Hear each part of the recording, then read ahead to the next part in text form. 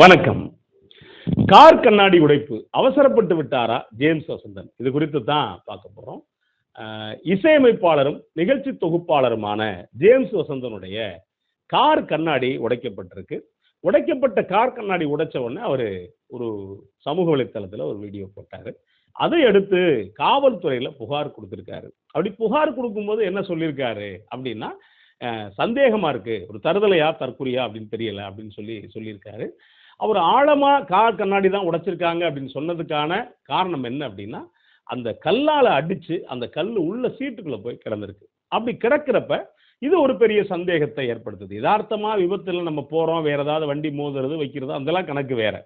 ஆனா அந்த வண்டி வந்துட்டு உள்ளுக்குள்ள கல்லு கிடந்துச்சு அப்படின்னா கண்டிப்பா இது யாரோ ஒரு சமூக விரோத செயல்கள் செஞ்ச வேலை தான் அப்படிங்கிற வகையில தான் ஜேம்ஸ் வசந்தன் அதை ரொம்ப தெளிவா தான் பதிவு பண்ணியிருந்தார். ஏன் அப்படின்னா அவருக்கு என்ன சந்தேகம், அவருக்கு மட்டும் இல்ல, நீங்க பல பேருக்கு சந்தேகம் என்ன அப்படின்னா, அவர் சமீபத்துல அதிகபட்சமா பேசுறது யார் அப்படின்னா தாவேக்காவை, குறிப்பா தாவேக்காவில் இருக்கக்கூடிய தொண்டர்களை விஜய்க்குடைய அரசியல் குறித்து கடுமையான விமர்சனங்களை பண்றாரு.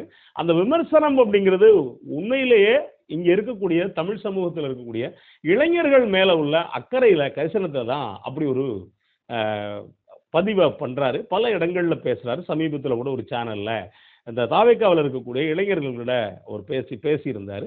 அது பெரிய அளவுக்கு ஒரு பக்கம் வைரல் ஆயிருக்கு. உண்மையிலேயே ஜேம்ஸ் வசந்தனுக்கு ஒரு பெரிய பாராட்டை நம்ம சொல்லி ஆகணும். ஏன் ஜேம்ஸ் வசந்தன் எப்படிப்பட்டவர் அப்படின்னா, முதல்ல ஆரம்பத்தில் ஒரு நிகழ்ச்சி தொகுப்பாளராக இருந்தவர். இசை குறித்து மற்ற வகையில நிகழ்ச்சி தொகுப்பாளரா அப்படி இருந்தவர். அதுக்கு பிறகு தமிழ் சினிமாவில் வெற்றிகரமான இசையமைப்பாளரா ஒரு குறிப்பிட்ட படங்கள் பண்ணியிருக்காரு. அவர் பண்ண ஈசன் உள்பட, அதே மாதிரி சுப்பிரமணியபுரம் உள்பட எல்லா படங்களுமே வெற்றி படங்கள். எல்லா பாடல்களுமே மனசுல நிற்கக்கூடிய பாடல்களை கொடுத்தவர் ஜேம்ஸ் வசந்தன். அந்த வகையில பாத்தீங்கன்னா ஒரு இசையமைப்பாளராகவும் வெற்றி பெற்றவர். இன்னொரு பக்கம் நீங்க கவனிச்சு பாத்தீங்கன்னா இன்னொரு பக்கத்துல ஒரு நிகழ்ச்சி தொகுப்பாளராகவும் வெற்றி பெற்றவர். அவருக்கு இன்னொரு விஷயம் என்ன அப்படின்னா, ஜேம்ஸ் வசந்தனை பொறுத்த வரைக்கும் நீங்க பெரும்பாலும் கவனிச்சு பாத்தீங்கன்னா அவங்களுக்கு அரசியல் ஆதாயம் இருந்தா மட்டும்தான் சினிமாக்காரங்க வெளியில வந்து பேசுவாங்க அரசியல் குறித்து. இல்லைன்னா நீங்க 70களுக்கு பிறகான சினிமாக்காரர்கள் ரிட்டையர் ஆனா பேசுவாங்க. அதுவும் யாராவது சார்பா இருந்து பேசிட்டு போயிடுவாங்க. ஆனா அப்படி இல்லாம அதுலயும் குறிப்பா ஒரு இசையமைப்பாளரோ நிகழ்ச்சி தொகுப்பாளரோ இதுவரைக்கும் காத்திரமான அரசியல் பேசி நம்ம பார்த்திருக்க முடியாது. அதுக்கான வாய்ப்பு இல்லை. ஆனா ஜேம்ஸ் வசந்தனை பொறுத்த வரைக்கும் ரொம்ப காத்திரமான அரசியல் பேசக்கூடிய, அதுக்காகவே அவருக்கு நம்ம ஒரு பெரிய அளவுக்கு சபாஸ் கொடுக்கலாம். இன்னொன்னு ஒரு ஆழ்ந்த அரசியல் நோக்கம் கொண்டவர் ஜேம்ஸ் வசந்தன். யாரா இருந்தாலும் நேருக்கு நேரா சொல்லக்கூடியவர், கொஞ்சம் கூட யோசிக்காம மனசுல பட்டதை சொல்லக்கூடிய ஒரு இசையமைப்பாளர். இன்னும் சொல்ல போனா கூட இருக்கவங்களுக்கு உதவியும் ஒரு பக்கம் செய்யக்கூடியவர். குறிப்பா பாத்தீங்க அப்படின்னா தஞ்சை செல்வி எங்க கூட ஆரம்ப காலத்துல கலைக்குழுக்கள்ல பயணப்பட்டவங்க. அவர் தான் சினிமாவில் அறிமுகப்படுத்துறாரு. அத ஜில்லா விட்டு ஜில்லா வந்து பாட்டுக்கு, அந்த ஜில்லா விட்டு ஜில்லா வந்து பாட்டுக்கு அறிமுகப்படுத்த பிறகு பல இடங்களுக்கு செல்வி பல பாடல்கள் பாடியிருக்காங்க. அதுக்கு பிறகு உடல்நிலை சரியில்லாதப்ப கேள்விப்பட்டு அவராகவே உதவி செஞ்சார். அந்த அளவுக்கு அடுத்தவங்க மேலையும் ஒரு கரிசனத்தோட இருக்கக்கூடியவர் ஜேம்ஸ் வசந்தன். ஒரு நல்ல நோக்கம் கொண்டவர். அப்படிப்பட்ட ஜேம்ஸ் வசந்தன் ஏன்னா ஒரு பரபரப்பு வரத்தான் செய்யும். என்ன அப்படின்னா கார் கண்ணாடி காரை கொண்டு போய் நிப்பாட்டியிருக்காரு ஞாயிற்றுக்கிழமை. காரை இப்போ நிப்பாட்டிட்டு சாப்பிட போயிருக்காங்க. போயிட்டு வந்து பார்த்தா கார் கண்ணாடி உடைஞ்சிருக்கு. உடைச்சிருக்கிறப்ப இப்போ நம்ம எதிராக பேசிக்கிட்டு இருக்கோம். அப்படி பேசிக்கிட்டு இருக்கப்ப இந்த மாதிரி கார் கண்ணாடி உடைச்சாங்க அப்படின்னா இயல்பா அவருக்கு ஒரு சந்தேகம் வர்றது நியாயம். நமக்கு கூட அப்படி ஒரு சந்தேகம் இருந்தது. ஆனா எனக்கு என்னன்னா 90% அதுக்கான வாய்ப்பு இல்லை அப்படின்னு நான் நினைச்சேன். அதுக்கு பல காரணங்கள் இருக்கு அப்படின்னு வச்சுக்கோங்களேன். ஏன்னா இன்னைக்கு இருக்கக்கூடிய சூழல்ல அப்படிலாம் நடந்துச்சுன்னா என்ன மாதிரியான விளைவுகள் சந்திப்பாங்க அப்படின்னு பெரும்பாலானவங்களுக்கு தெரியும். இது விஜய் குறித்து பல டிவிகேக்காரங்க பேசுறதே திட்டமிட்டு தான் பேசுறாங்க. அதாவது எப்படியாவது விஜயை வைரல் பண்ணிடணும் அப்படிங்கிறதுனால தான் என்ன பண்றாங்க அப்படின்னா, சமீபத்தில் கூட ஒருத்தர் பேசியிருந்தாரு. அதாவது இஸ்லாமிய பெண்கள் இந்த அளவுக்கு பண்றாங்களே அப்படின்னா அது இஸ்லாமிய பெண்களே கிடையாது. துணை நடிகைகளை வச்சு இஸ்லாமிய பெண்கள் மாதிரி வேஷம் போட்டு ரொம்ப அழகா அந்த மாதிரி பண்றாங்க அப்படின்னு ஒருத்தர் பேசியிருந்தாரு. இன்னும் அதாவது இந்த புரணி வரலாம். ஓவர் புரணியா இப்போ நீங்க பாத்தீங்கன்னா ஒரு செய்தி சேனல்ல என்ன போடுறாங்க அப்படின்னா, விஜய் வீட்டுக்கு பக்கத்துல நிறைய பேர் ஐஏஎஸ் ஐபிஎஸ் அதிகாரிகள் அதுக்குள்ள நெருங்க ஆரம்பிச்சிட்டாங்க, வாக்கிங் போக ஆரம்பிச்சிட்டாங்க அப்படின்னு, அதாவது இல்லாததையெல்லாம் சொல்ல ஆரம்பிச்சிட்டாங்க. இது சாதாரண சேனல் சொன்னா பரவாயில்ல, ஒரு யூடியூப் சேனல் சேட்டலைட் சேனல் இதை சொல்ல ஆரம்பிக்கிறாங்க. அதாவது கொஞ்சம் கூட லாஜிக் இல்லாத செய்தியை அவங்களால ரொம்ப எளிமையா பகிர முடியும்.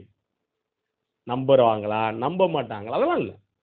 அப்ப திட்டமிட்டு விஜய் பகுதியிலிருந்து ஒரு குறிப்பிட்ட செய்திகள் ஒரு பக்கம் பரப்பப்பட்டுக்கிட்டே இருக்கு. அது வந்துருவாங்க, இது வந்துருவாங்க, இப்படி பண்ணிடுவாங்க, அப்படி பண்ணிடுவாங்கிறது ஒரு திட்டமிட்ட செய்தி. செய்திங்கிறத விட செய்தி போலிய ரொம்ப அழகா ஒரு பக்கம் பண்ணிக்கிட்டு இருக்காங்க. அவர் ஒண்ணும் தெரியாத புள்ள மாதிரி 5 நிமிஷம் 7 நிமிஷம் பேசிட்டு திரும்ப வந்து எலி பொந்துக்குள்ள பூந்த மாதிரி அவர் உள்ள போயிடுறாரு விஜய். அவருக்கு பக்கத்துல இந்த எனக்கு தெரிஞ்சு நான் என்ன யோசிக்கிறேன் அப்படின்னா, இந்த மாதிரி திட்டமிட்டே டிவி சேனலுக்கு இதே மாதிரி துணை நடிகர்களை வச்சு பேட்டி கொடுப்பாங்களோ அப்படிங்கிற அந்த சந்தேகம் நமக்கு இருக்கு. ஏன்னா 4 பேரை வேணும்னு அழுக விடுறது. இந்த என்ன பண்ணுவாங்கன்னா, ஒரு சில இந்த கச்சேரி பண்ற ஆட்கள் என்ன பண்ணுவாங்க அப்படின்னா, அவங்களுக்கு இந்த முதல்ல மேடையில போவாங்க. போகும்போது கிராமிய கச்சேரி, சினிமா கச்சேரியே வச்சுக்கங்களேன், எல்லாத்துலயுமே ஒரு சில பேர் இருக்காங்க.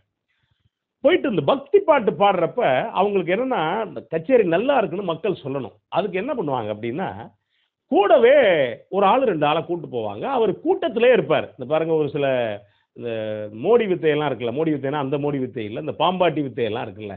பாம்பாட்டி வித்தைக்குமே இதே உண்டு. என்ன அப்படின்னா, அவன படுக்க வச்சுட்டு காசு அங்க இருக்கா, இங்க இருக்கா அப்படின்னு சொல்லி காசு எடுத்துட்டு போயிடுறது. இதே மாதிரி என்ன பண்ணுவாங்கன்னா, இங்க பக்தி பாட்டு குறிப்பா அம்மன் பாட்டு பாடுறப்ப யாராவது ஒருத்தர் வந்து டப்புன்னு எழுந்திருச்சு சாமி ஆடிடுவாங்க. இப்படி பாட்டு பாடின உடனே சாமி ஆடின உடனே ஆஹா என்ன கச்சேரி அப்படின்னு பாட்டிக்காரங்க பொங்கணும். அப்படி டக்குன்னு சாமி ஆடி ஏகப்பட்ட இதை பண்ணிட்டு பார்த்தீங்கன்னா, இவங்களே சொல்லுவாங்க, அனுப்பாங்க, விபூதி எல்லாம் போடுவாங்க. விபூதி போட்டு அப்படி பூசி விட்டு தலையில இவரே ஒரு அடி அடிச்சு விட்டுறாரு. அடிச்சு விட்ட உடனே சாமி ஆட்டம் டக்குன்னு நின்றோம். இல்லைன்னா மேடையிலேயே அவங்களும் வந்து ஆடுவாங்க. கொஞ்ச நேரம் கழிச்சு பார்த்தீங்கன்னா, இந்த ஆடு நாள் எங்க இருக்குன்னு தெரியாது. ஏன்னா ஆடு நாளை பிடிச்சிக்குவாங்க அப்படிங்கிற கணக்குல டக்குன்னு எஸ்ஐ அங்கிட்டு போயிடுவாங்க. இவங்க நிகழ்ச்சி எல்லாம் முடிச்சுட்டு பணத்தை வாங்கிட்டு அதுக்கு பிறகு பக்கத்துல போய் அவரை ஏத்திட்டு போவாங்க. இப்படி நானே நிறைய விஷயங்கள் பார்த்துருக்கேன். ஒருவேளை இது மாதிரி கூட விஜய் பகுதியில இருந்து சரி நீ இது மாதிரி அழுகிற மாதிரி பேசு, நீ அப்புறம் ஆர்ப்பாட்டம் பண்ற மாதிரி சொல்லு, பிள்ளைகளுக்கு விஷம் ஊத்தி கொண்டு ஏதாவது உன வாயில என்ன வருதோ அதெல்லாம் பேசு, ஆனா அது உண்மையா இருக்கிற மாதிரி இருக்கணும், நடிப்பு மாதிரி தெரியக்கூடாது அப்படின்னு சொல்லி கூட்டிட்டு திட்டமிட்டு இதையும் பண்ணிடுவாங்களோ அப்படிங்கிற இந்த சந்தேகமும் நமக்குள்ள இருக்கு. இப்போ அப்படிப்பட்ட விஜய் உடைய அரசியல் அப்படிங்கிறது ஆபத்தானது அப்படின்னு ஜேம்ஸ் வசந்தன் எந்த வித சமரசமும் இல்லாம பேசுறார். ரொம்ப முக்கியமானது. ஒரு பிரபலமானவர் இன்னொன்னு சினிமாவுக்குள்ள இருந்தே ஒரு சினிமாக்காரான விஜய பேசுறது அப்படிங்கிறது ஒரு தீர்க்கமான அரசியல் பார்வை இருந்தா மட்டும்தான் பேச முடியும். ஏன்னா பல பேர் சினிமாவுக்குள்ள இருந்து இவ்வளவு கூத்தரிக்கக்கூடிய விஜய் குறித்து பெரும்பாலான 99.9% சினிமாக்காரர்கள் வாய் திறக்கல. அதுக்கு பல காரணங்கள் இருக்கு. என்ன காரணம் அப்படின்னா, ஏன் தேவையில்லாம ஒருவேளை விஜய் வந்துட்டா நம்பிக்கை தான். நாளைக்கு நம்ம இருக்க வச்சு கருப்பு பணம், வெள்ளை பணம், சிவப்பு பணம், பச்சை பணம், மஞ்சள் பணம், ஊதா பணம் எல்லாத்துலேயும் நாளைக்கு பிரச்சனை வரும். ஏன் தேவையில்லாம ஒரு அரசியல்வாதி அம்புக்கெழுப்பானே அப்படின்னு வாயை மூடிக்கிட்டு சினிமாக்காரங்க இருக்காங்க. அப்படி இருக்கவங்களுக்கு மத்தியில தான் ஜேம்ஸ் வசந்தன் இவ்வளவு ரொம்ப அழகா காத்திரமா ஒரு பக்கம் பேசிக்கிட்டு இருக்காரு. அப்படி பேசுறவருக்கு ஒரு எண்ணம் வந்தது இயல்பு. ஆனா என்ன அப்படின்னா, அந்த தற்குறியா இல்ல தருதலையான்னு தெரியல அப்படின்னு கொஞ்சம் கோபத்துல வார்த்தையை விட்டார். இது யாரா இருந்தாலும் நடக்கக்கூடியதுதான். ஆனா எந்த இடத்துலையும் தாவேக்காக்காரங்க அப்படின்னு அவங்க சொல்லல. மக்கள் நினைச்சுக்கிட்டாங்க. இன்னும் ஒரு சில பேர் யூடியூபர்ஸே பல பேர் வந்து தாவேக்காக்காரங்களா அதெல்லாம் நியாயமா அப்படின்லாம் சொல்லி போட்டாங்க. ஆனா காவல்துறை என்ன அப்படின்னா வெகு சீக்கிரத்திலேயே டக்குன்னு பிடிச்சிட்டாங்க. என்ன அப்படின்னா அந்த இடத்துல காரை கொண்டை நிப்பாட்டி இருக்காரு. நிப்பாட்டின ஒரு வீட்டுக்கு முன்னாடி நிப்பாட்டி இருக்காரு. அந்த வீட்டம்மா என்ன கோபத்தில் இருந்துச்சோ தெரியல. டப்புன்னு அவ்வளவு பெரிய கல்லை விட்டு காரை உடைக்கிற அளவுக்கு யார் மேல கோபமோ தெரியல, உடைச்சு விட்டுட்டாங்க. இது காவல்துறை உடனே கண்டுபிடிச்சிட்டாங்க. ஆனா ஜேம்ஸ் வசந்தன் என்ன அப்படின்னா, வேணாம் அவங்களை அனுப்பிச்சு விட்டுருங்க அப்படின்னு சொல்லிட்டு மனிதாபிமானியா அதையும் யோசிச்சு செஞ்சிருக்காரு, அனுப்பிச்சு விட்டுருக்காரு. அந்த வகையில பாத்தீங்கன்னா இன்னைக்கு இருக்கக்கூடிய சூழல்ல கார் கண்ணாடி எல்லாம் உடைச்சிட்டா, ஏன்னா அங்கங்க சிசிடிவி இருக்கு, சிசிடிவியில் ஈஸியாக கண்டுபிடிச்சிக்க முடியும். அப்போ உடைக்கிறது அப்படிங்கிறது யதார்த்தமா இன்னைக்கு அந்த வகையில் செய்ய முடியாது. ஆனால் ஜேம்ஸ் வசந்தன் இந்த வகையில் அவசரம் இல்லாமல் நிதானமாக தான் செயல்பட்டு இருக்காரு அப்படிங்கிறதான் யதார்த்தம்.